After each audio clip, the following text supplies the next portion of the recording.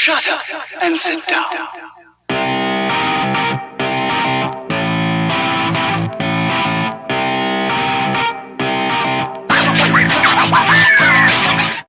There are two major towns on the Pilbara coast, Karratha and Port Hedlands. Both towns are major iron ore ports. Karratha also hosts natural gas processing facilities for the nearby offshore operations and additionally has sand and salt mines. Like both Wollongong and Newcastle, the queues of ships waiting offshore spoil the view. The local soils are barren and only typically support large cattle stations. The majority of the economic activity around here comes from large-scale mining operations. Like Weipa, Karratha is a Rio Tinto town, full of young men, all driving 4x4s so they can tow their boats or caravans for the great weekend escape. This place is designed somewhat differently from what I've come to expect on the east coast, as there are numerous satellite towns spread out over the entire area. It feels less organically created and more centrally planned, like some Rio Tinto employee was given the task of creating the town. There's a lot of money here. Everyone seems to have a large modern home that looks to be in some stage of final completion. Services up here are thin.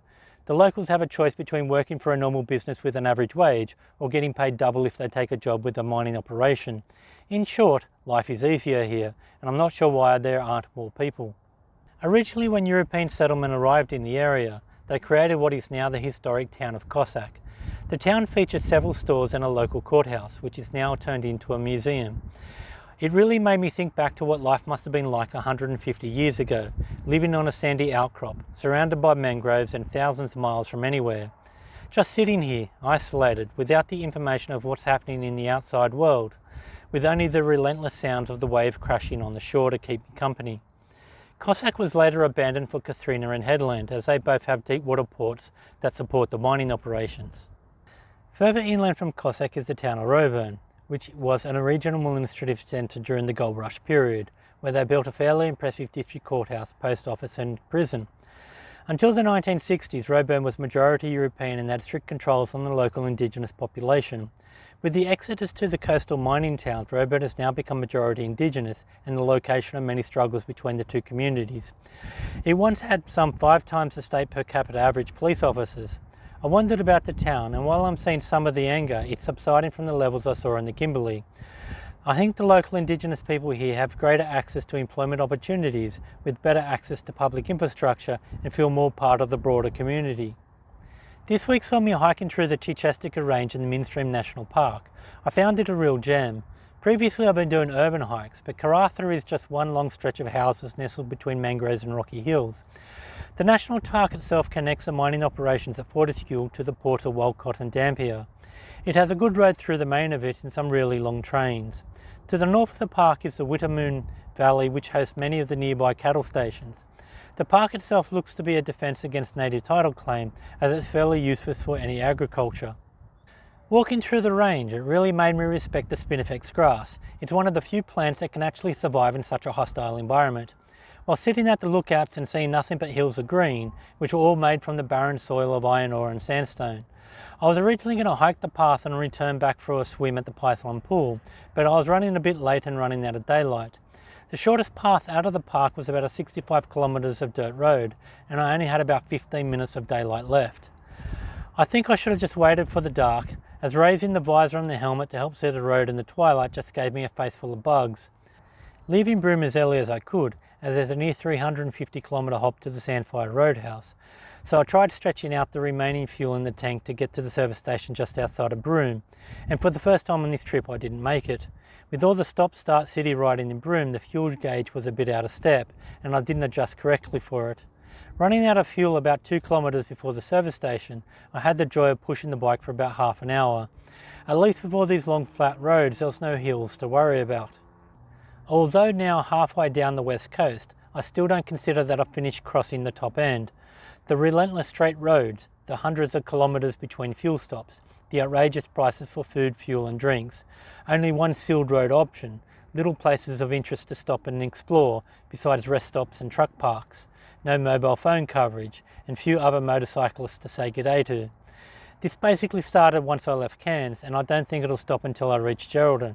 It's been a 6,500 kilometre stretch of not much. Heading out of Sandfire Roadhouse about half an hour later than planned, I still made it to Port Hedland before the cafes had closed. Having lunch that wasn't deep fried hours earlier went down well. Headland is a BHP town, and like Karratha, it's very spread out. There's a lot of industries, and for some reason the majority of people choose to live away from the coast in South Headland. After reading the map, I saw that there was a service station near Woolworths, but when I got there, the Caltex service station had run out of petrol and closed. I didn't realise there was a Shell service station about 10 metres behind it. I checked the map again, and it showed that the nearest service station was some 10 kilometres away. It really wasn't my day, as I ran out of fuel again for the second time, some 500 metres before I made the station. The accommodation here at Samson Point is very comfortable. It's like a beachside holiday town with a number of caravan parks and resorts. The only shop in walking distance is the local tavern. There's a nice little park and some sand dunes to stroll in. It overlooks a bay that's fairly sheltered, as there's a lot of islands around here and the bay is facing eastwards. It's a great location for fishing, but the beaches are quite flat and rocky. Mackay has a similar latitude on the east coast, but there's no sugarcane or surfable waves around here. The bike is doing well after a service in Broome, although I only just noticed that the replacement rear tyre is a Michelin Commander 3. It's a very hard tyre designed for low-powered cruisers. I imagine that you get 30,000 kilometres out of this tyre, even in these top-end conditions. It may have been a better choice for the long flat highways crossing the top end, but it's not a 300 an hour rated tyre that I should have on my bike, and I'm cautious of that fact when overtaking road trains, when I'm probably pushing the tyre to its maximum speed rating. It only needs to survive another 2,000 kilometres to Perth before I can swap it out. While in Broome and on the road to Karratha, I ran into two of my fellow motorcyclist big lappers. The first guy was riding a Honda CRF 300 and the other guy was on a Suzuki V-Strom 650. We chatted about how they were doing the big lap and how they were managing on the road. The guy on the CRF was carrying about 25 kilos of luggage, including a tent and a sleeping bag, while running full knobby tyres. He was only managing about 5,000 kilometres between tyre changes and needed to carry extra fuel, as he was only getting about 200 kilometres on a full tank. He had the top speed of about 120 kilometres per hour while overtaking, which meant he had to sit behind road trains until there was a long enough stretch to get past. The second guy on a V-Strom was also staying at caravan parks and roughing it out in a tent. He was running 80-20 tyres and were getting about 300 kilometres on a 22-litre tank. All three of us were doing our best to avoid the dirt roads, as none of the bikes fully loaded were comfortable on a loose surface or corrugations. I still believe it's the right choice to do the big lap on a sports tourer, as a full-size tourer such as the Honda Goldwing would have been incredibly difficult to manage on a dirt road, and an ADV with road tyres would have been just as hard to handle on the dirt road as a road bike. I think running a rally bike such as the Yamaha Tenere with knobby tyres would have been too difficult on the long highways. NBN is working well up here and Vodafone is patchy. Often than not, I'm roaming on the Telstra network or have emergency calls only. I should return to the Starlink service in a week and a bit, and then we can find out if the dish has survived the trip over the top end. Sitting in a pub on Sansom Beach full of grey nomads, I again feel very young. The life of a baby boomer, initially born to be cannon fodder in World War III, but that got delayed. The GI generation gave them everything, and now after a life of ever-increasing housing prices, they're enjoying a lifetime of consumption while their children struggle to pay the interest-only loans.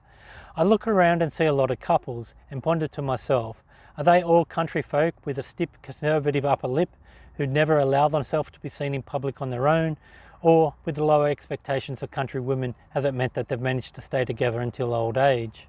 This is the last of my 12 stops in the tropics and it's taken me nearly 3 months to cross the top end. The spring equinox is still over a month away and the weather is cooling down as I head south.